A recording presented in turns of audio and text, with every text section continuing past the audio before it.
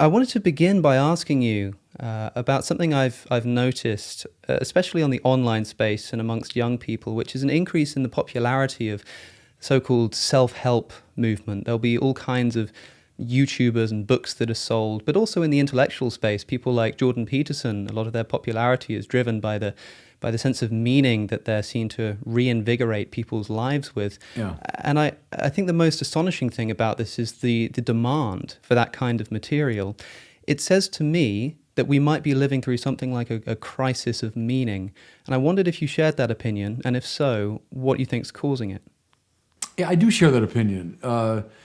We're in such a culture of self-invention. You know, the priority is given to the ego to kind of invent its own values and even to invent itself.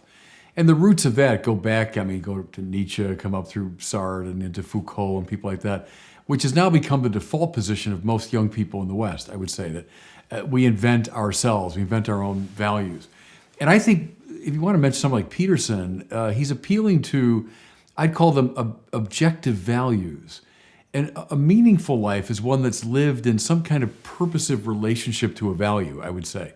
That when you discover, you intuit a value, whether that's epistemic or aesthetic or moral, and then you order your life according to that value, you're living meaningfully.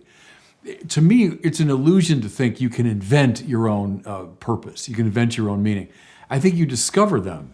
And those are the best moments in life, you know, and they're recorded in some of the great literature of the world, those moments when an aesthetic value appears, a moral value makes a demand on us, or an epistemic value appears, and we say, yeah, that's the truth, and I need to give myself to it. I think that's what makes life meaningful. And the crisis is that there's a great doubt about the validity and objectivity of those values. Subjectivity can be very attractive, like, oh, I make it up as I go along, but it's, in the end, not attractive. In the end, it's spiritually debilitating. And I do think that's why people like Peterson and others are so appealing, especially to young men, because they're appealing in a kind of tough spiritual director way, a tough guru way, to those objective values. You said that the idea of inventing your own meaning, inventing your own purpose, is a vacuous one.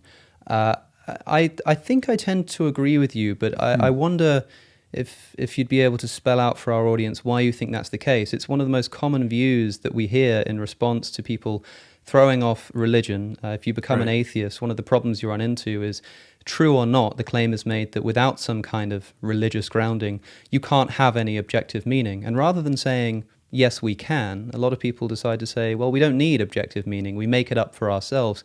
What's the problem with that? Well, first of all, I would say this, that an atheist can certainly be deeply in touch with objective value, epistemic, moral, and aesthetic. And that's what would give that person's life meaning. So I don't hold to the view that ipso facto an atheist has a meaningless life, because I think they can intuit meaning all over the place. Now, if you really press it philosophically, I would argue that those objective values are ordered hierarchically and they point finally to a ground or source of their meaning. So that's, from Plato on. We have all kinds of people in the great tradition that would argue just that way. So I think the more you live in the world of objective value, it will lead you toward the source of that value, namely God. So I think that's true. But I wouldn't contest the view that an atheist can live a meaningful life. They can intuit all these different values. The trouble with self-invention, to me, is it's living in this sort of clean, well-lighted space of my own little subjectivity. And I don't allow the objective to break through into me and to broaden my life. It's like your countryman Chesterton's thing about, you need to crack some holes in the skull to let in light. The problem is a sort of self-absorption, or it's a Augustine called it being curvatus in se. I'm caved in around myself. And that's what happens, I would argue, when you walk into the Sainte-Chapelle, or you see a Cézanne painting, or you grasp the truth of a mathematical formula, or you look up into the heavens, or it's Kant, the starry sky above and the moral law within, that when you intuit these great values, it's like it's an epiphany. It's a showing, it's a breakthrough.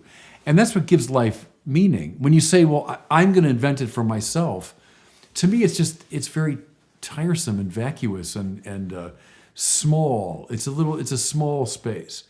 Augustine talked about the pusilla anima, the little soul. And the little soul, I think, is born of that self-invention prejudice.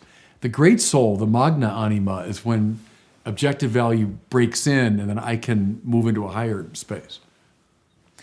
Do you think that people who say, well, I'm just going to invent my own meaning and purpose, are essentially just coping with the fact that they're beginning to recognize that their worldview doesn't have any grounding for objective meaning? Yeah, my guess is that when they say that, they don't really mean it. They are, in fact, in touch with objective value. But they're so enamored of the value of freedom, which, by the way, is a value. I mean, personal freedom is a great moral value. But if you valorize that to the nth degree, then you get into this problem. I think people that say I'm inventing my values, in fact, very often are intuiting objective value if you press them on it. Because we can't finally stay in that Sartrean space. Go right back to existentialism as a humanism. When he said existence precedes essence. I think that's now the default position of most people today in the West. But to me, that's just it's a going nowhere position. That my freedom invents who I am. No, my freedom finds itself in relationship to great values that call it and condition it and summon it to something higher. That's when you're truly free. Yeah, I mean, I've previously compared it to the idea. Well, I think it's helpful to try and understand what meaning means, right? The term is often used interchangeably with something like purpose. And I think what we're talking about is something like a non-derivative reason to act or reason to be. This is what purpose is. Yeah.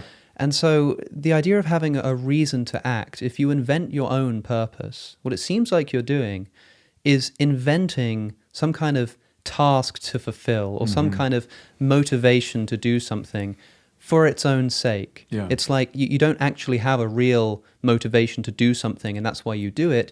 But the lack of any motivation causes you to create a task just for the sake of having a task to fulfill, which seems a little circular, I suppose. Right. And we'd also be committed to the view, for instance, that if one person decides to invent their value by counting the blades of grass in their garden every day until they die, and another person decides to find their meaning and invent their purpose by raising money for Oxfam and lifting thousands of people out of poverty, that both of those people's lives are as meaningful as each other. Yeah, and that just seems wrong. Yes, and that's the Sartrean problem. And Sartre himself, I think, knew it. If you say the authentic life on his terms is the one in which, my freedom has authentically chosen its own value.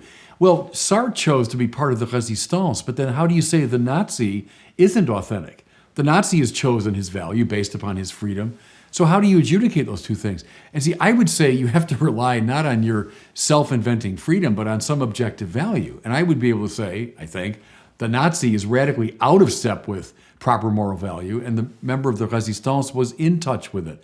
You can't simply appeal to the primacy of freedom and subjectivity, because then you get into precisely that dilemma.